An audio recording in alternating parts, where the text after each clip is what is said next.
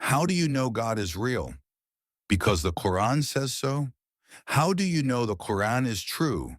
Because Muhammad has said so. How do you know Muhammad told the truth? Because it's in the Quran. And how do you know the Quran is right?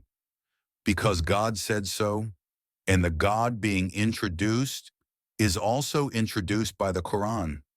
The Quran was brought by Muhammad. And who introduced Muhammad? The Quran. That sounds like a loop. Some even call it a circle of delusion. But here's the real question. If this was just a blind loop, how did educated skeptical scientists, doctors, mathematicians from all over the world end up saying, this book can't be from a human being? Gary Miller, a Canadian mathematician and Christian preacher, began reading the Quran to refute it. But in 1978, he became Muslim.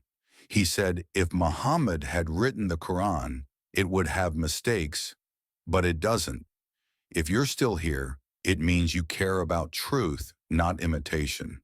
So like this video and subscribe to this channel so more people who search for truth can hear this message.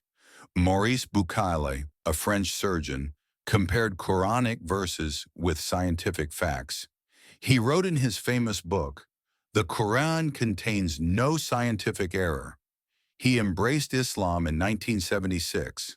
Jeffrey Lang, an American mathematics professor, said, "It felt like the Quran was speaking to me, answering the questions I had deep in my heart." He accepted Islam in 1982. Joel Hayward, a British academic and former dean at Cranwell Royal College, read the Quran and converted in 2005. Arnoud van Doorn, a Dutch politician and co-producer of an anti-Islam film, read the Quran and embraced Islam in 2013. Dr. Henry Claassen, a top stem cell scientist, accepted Islam in 2024 and changed his name to Abdul Haq. But these stories aren't just modern. In the earliest Islamic history, we find the same pattern. In the books of Ibn Hisham, Ibn Sa'd, and al-Bayhaqi, we read about fierce enemies of the Prophet, like Umar ibn al-Khattab. He once left his house with a sword in hand, intending to kill the Prophet. But when he heard verses from Surah Taha in his sister's home, his heart softened. He walked to the mosque and said, "I bear witness there is no God but Allah, and Muhammad is his messenger." The Quran is not an ordinary book. Everyone who reads it fairly understands.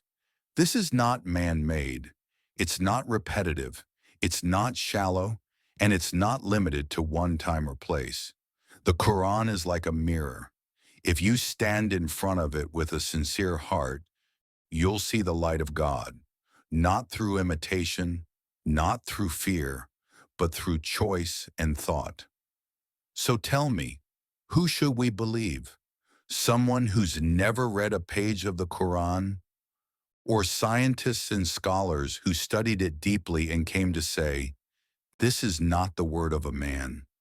If you're searching for truth, not hype, not blind following, not public opinion, but light that brings peace to your soul, then this channel is for you.